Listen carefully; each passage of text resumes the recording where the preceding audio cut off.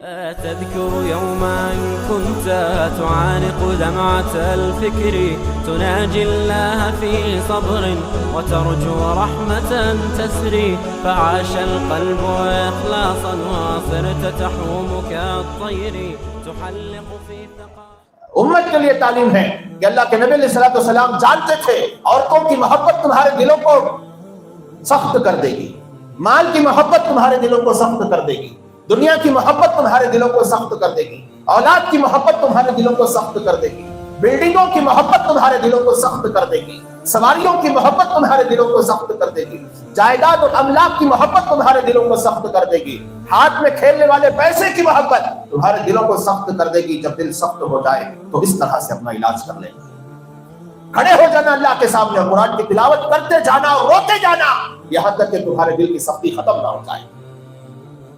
دلوں کو سخت کرنے میں جس طرح سے دوسرے اسباب مؤثر ہیں اس کا علاج بھی اللہ کے نبی علیہ السلام نے بتایا۔ پہلا نسخہ، پہلی پڑیا، پہلی خوراک دلوں کو نرمانے کے لیے کیا ہے؟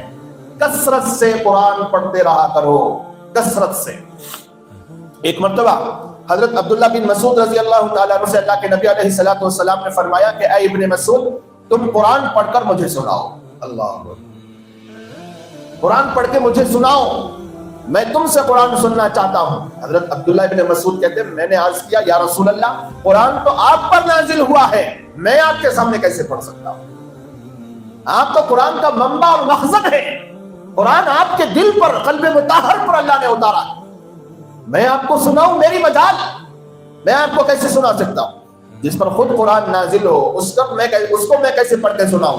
اللہ کے نبی علیہ السلام نے فرمایا میرا جی چاہتا ہے کہ تم پڑھو اور میں سنو۔